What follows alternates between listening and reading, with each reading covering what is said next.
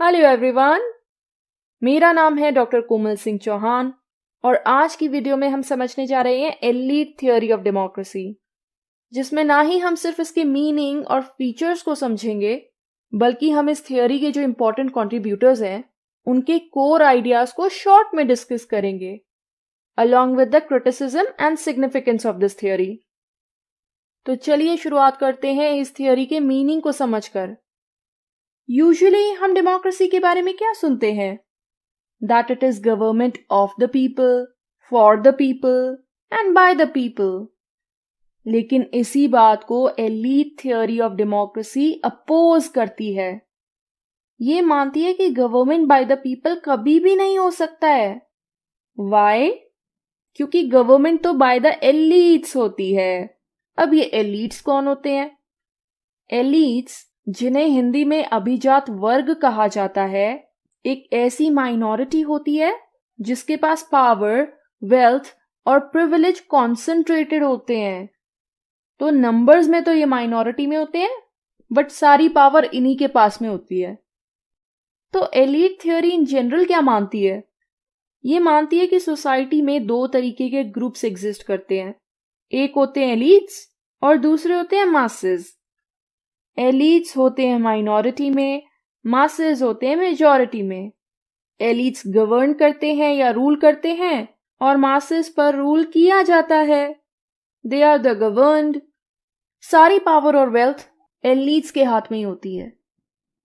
और इस थियोरी के जो मेन सपोर्टर्स हैं वो हैं Vilfredo Pareto, Gaetano Mosca, Robert Michels, James Burnham, Anthony Downs और शुम्पिटर। और इस थियोरी का जो पीरियड ऑफ इमर्जेंस है वो है towards the late 19th to early 20th century. Elite theory जो थी वो तो प्रोमिनेंस में टुवर्ड्स द 19th सेंचुरी आ गई थी, पर एलीट थियोरी ऑफ डेमोक्रेसी ये प्रोमिनेंस में आई towards the early 20th century, जब एलीटिज्म के कॉन्सेप्ट को डेमोक्रेसी में भी अप्लाई कर दिया गया।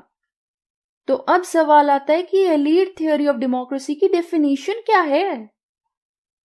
तो ये थियोरी मानती है कि एक स्मॉल और पावरफुल एलीट सोसाइटी में डिसीजन मेकिंग और पावर को कंट्रोल करता है, और मासेस जो कि मेजॉरिटी में हैं, उनके पास कोई खास पॉलिटिकल इन्फ्लुएंस नहीं होता है, क्योंकि डिसीजन मेकिंग तो एलीट्स द्वारा ही कंट्रोल की जाती है। तो जनता के लिए ना ज्यादा स्कोप नहीं बचता है। तो ये एक अलग ही पर्सपेक्टिव प्रेजेंट करती है डेमोक्रेसी का, कि democracy is rule by the elites. So power and decision making lies with whom? With the powerful elite. ये होती है elite theory of democracy. आइए जान लेते हैं इसके फीचर्स को। तो सबसे पहला फीचर तो इसका यही है कि democracy is not rule of the masses, it is the rule of the elites. Already ये मैं सब बता चुकी हूं। सोसाइटी में दो ग्रुप्स होते हैं, एक होता है एलीट, एक होता है मासेस। एलीट्स गवर्न करते हैं मासेस को, और जो पॉलिटिकल एलीट्स होते हैं, जो कि पॉलिटिकल स्फेयर में एलीट्स होते हैं, लाइक द पॉलिटिशियंस, उनके पास पावर एंड वेल्थ होती है। उनका एक स्ट्रॉन्ग इन्फ्लुएंस होता है सोसाइटी में, और डिसीजन मेकिंग भी इनके द्वारा की जाती है। अपने इंटरेस्ट में डिसीजंस लेते हैं, बजाय कि मासेस के इंटरेस्ट में डिसीजंस लेने के। इसलिए मासेस के पास या आम जनता के पास कोई खास पावर नहीं होती है।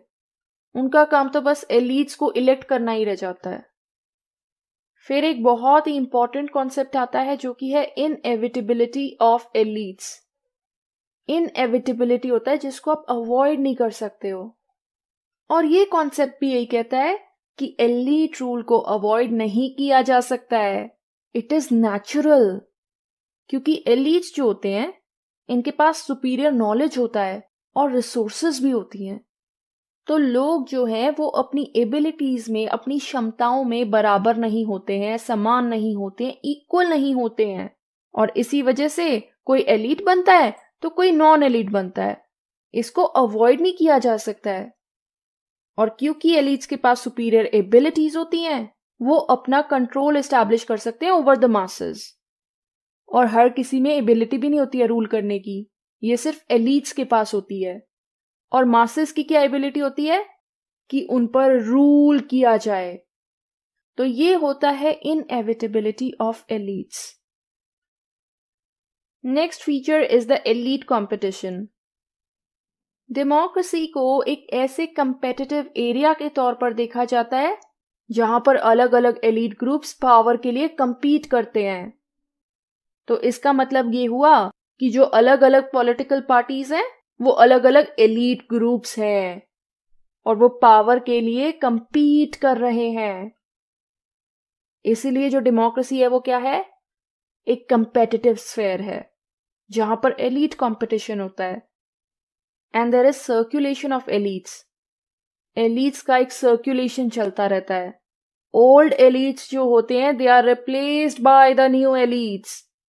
ये प्रक्रिया कभी खत्म नहीं होती है, इसीलिए सब कुछ एक सर्कल में चलता रहता है।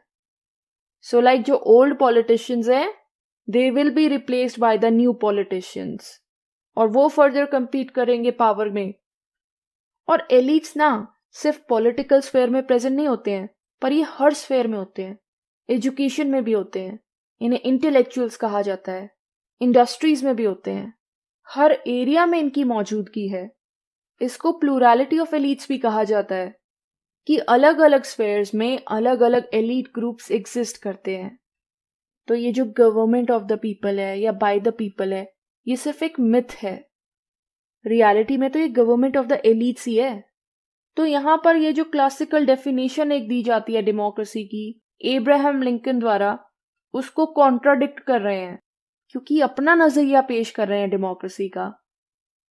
और डेमोक्रेसी में क्या होता है? इलेक्शंस जनता के लिए नहीं होते हैं, बल्कि इलेक्शंस तो एलीट्स के लिए होते हैं। And that's why elections are the elections of elites.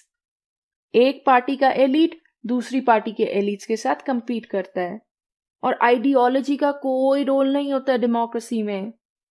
हम तो ये पढ़ते हैं ना कि हर पॉलिटिकल पार्टी की अपनी एक आइडियोलॉजी होती है, अपने सेट ऑफ आइडियाज होते हैं जिसके प्रति वो कमिटेड होती है।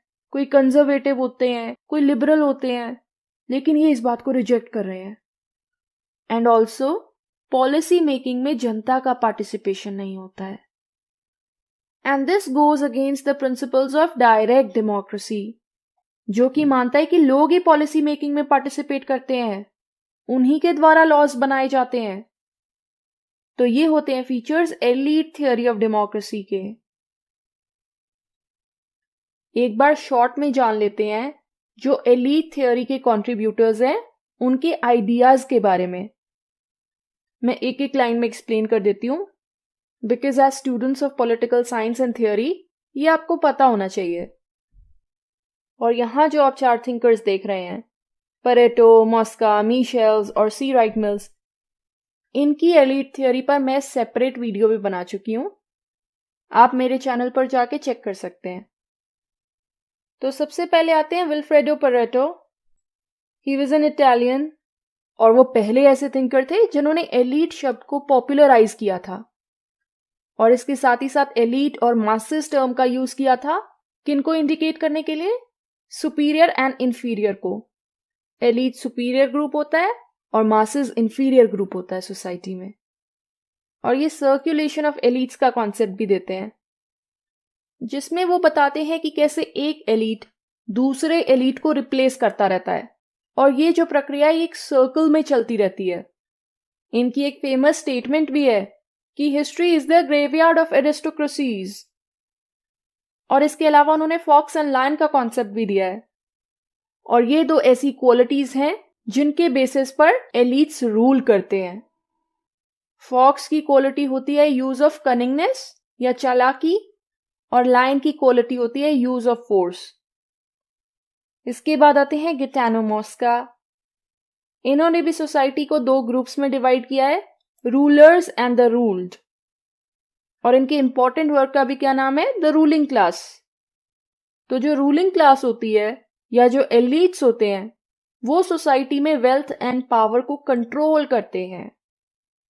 फिर इसके बाद आते हैं Robert Michels, who is famous for his iron law of oligarchy, जिसके थ्रू वो ये बताते हैं कि बेशक कोई भी organisation as a democracy start होती हो, बट अल्टीमेटली वो ओलिगार्की ही बन जाती है, जिसमें क्या होता है?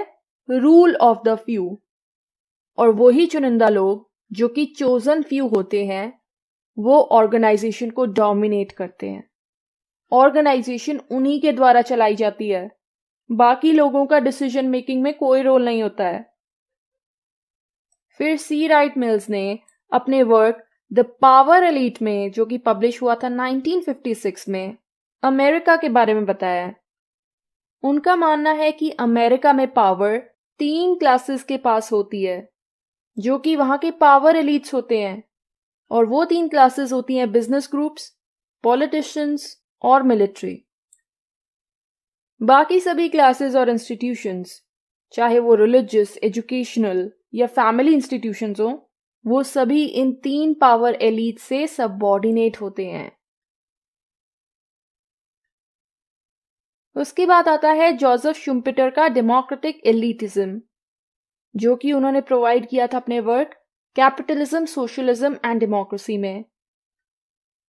इसमें वो बताते हैं कि डेमोक्रेसी कोई rule of the people, for the people या बाय द पीपल नहीं होता है, बल्कि वो डेमोक्रेसी की एक नई डेफिनेशन देते हैं, दैट इज डेमोक्रेसी है rule by the politicians and not rule by the people.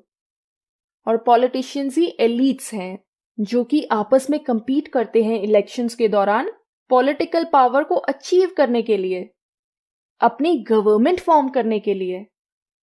तो जनता का या पीपल का रोल क्या है?